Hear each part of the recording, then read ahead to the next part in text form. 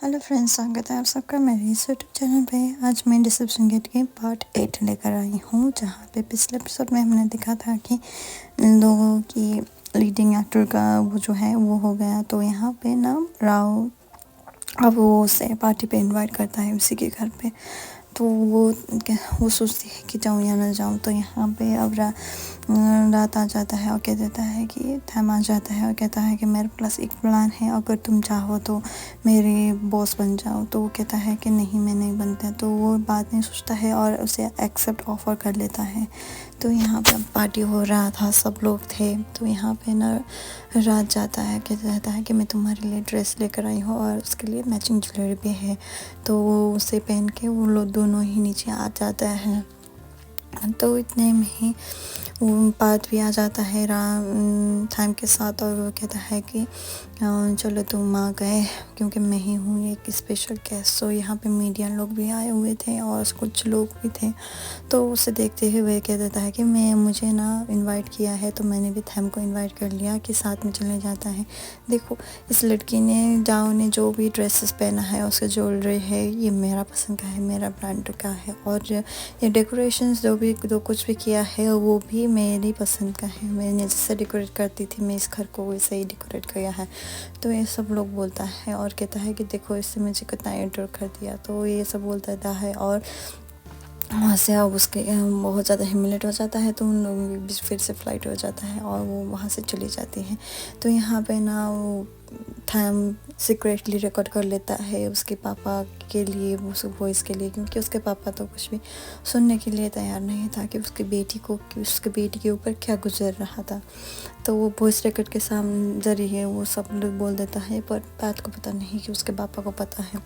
तो वो उसे हेल्प करने के लिए, जो उसका एक्स हस्बैंड है, उसे हेल्प करने के लिए वो कदम उठा लेता है। तो यहाँ पे अब सीन शिफ्ट होता है, एक इवेंट पे चले जाते हैं और कह देता है कि देखो मेरे हाथों में जो रिंग है ये बहुत ज़्यादा महंगा है, इतना ज़्यादा बिग वाला स्टोन है जो तुमने फाउंड किया था और कहा था कि ये मेरा रियल है, देखो मेरे लिए लेकर आए हैं, ये सब कह देता है। और वो बात कह देता है कि चलो चेक कर लेना, कहीं नकली तो नहीं, तुम्हारे रिलेशंस तुम्हारे की तरह। तो सब लोग बोल देता है। और वो ना एक बिजनेस कर रहा होता है जो पीआर होता है। तो यहाँ पे ना वो सीन क्रिएट कर लेता है, खुद को ही ऐसा कर लेता है। तो वो ये सब जान चुकी थी, तो उसने ना वहाँ पे बीटल उठाया और उसके सर पे रख दिया और कहने लगी कि वो सब बीटल की वजह से, इसका मकड़ी कीड़े की वजह से ऐसा हुआ है। तो उसकी जो स्मार्ट तरीके से सोचने के लिए सब लोग कंग्रेचुलेट करता है। और यहाँ पे उसका एक्स हस्बैंड उसे बुला लेता है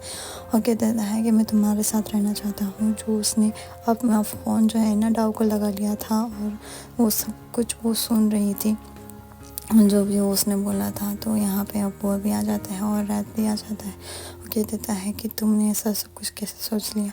तो यहाँ पे डाव कहता है कि अगर इंसान, अगर लड़कियाँ अगर स्टूपिड सा बिहेव करे तो इसका मतलब ये नहीं कि वो स्टूपिड है, क्योंकि वो एक अपना रिलेशन बचाना चाहती है, ये सब बोल देता है। अब यहाँ पे भी दोनों है, अब एक दूसरे के नज़दीक आ जाता है। तो किसी का लगता है तो उसे बुरा लगता है, तो वहाँ से वो चली जाती है। अब यहाँ पे कंपनी में वो एक एम्प्लॉय के रूप पे काम कर रही थी। तो कह देता है कि मैं तुम्हारा एम्प्लॉय हूँ और तुम मेरा एम्प्लॉयर हो, तो हमें उसी दायरे पे रहना ज़रूरी है। तो ये सब बोल देता है और कह देता है कि मुझे कल के लिए माफ़ी कर देना, ये सब बोल देता है बात के ऊपर। कहता है कि आगे कुछ भी नहीं सोचना। ये सोच के वो दोनों वहाँ से अलग हो जाता है और वहाँ से चले जाता है।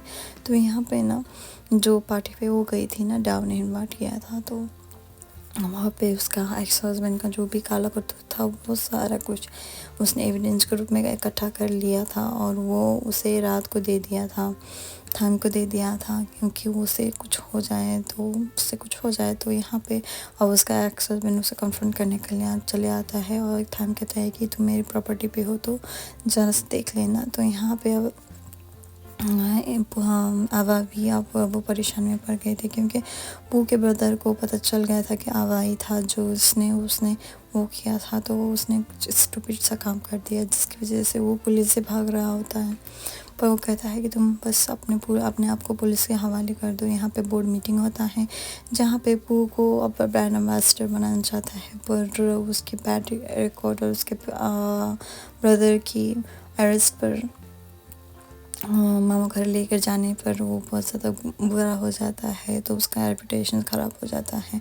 अब यहाँ पे अब उसका बात का जो पापा है वो कह देता है कि thank you so much ma'am, तुम्हारी वजह से मेरे बेटी पे क्या बीती है मुझे पता चला, तो मैं तुम्हें सारे एविडेंस देना तैयार हूँ। जिसने मेरे बेटी को दुख दिया है तुम भी उससे दुख दोगे, ऐसा सब कुछ बोल देता है। अब यहाँ पे अब पार्थ को पापा का फ़ोन आता है और वो कह देता है कि तुम मेरे साथ ऐसे क्यों कर सकते हो, तुम बस मुझे एम्बैरस करने के लिए जन्मे हो, बस तुम बस यहाँ से निकल जाओ, ये सब कहता रहता है। ये सुनते ही वो बस उसके पापा के घर के ओर चले जाता है। तो यहाँ पे पापा को जब खोलते हुए दिखता है तो यहाँ पे पापा तो गिर पड़ा है, तो वो बस उसे पापा को सलाहने के लिए चले जाता है। पर थैम आता है, कहता है कि तुम ऐसा सब कुछ नहीं करोगी क्योंकि ये सब लोग अब वो डंडा वाला ही करेगा, क्या करना है। तो यहाँ पे अब इन्वेस्टिगेशन होता है।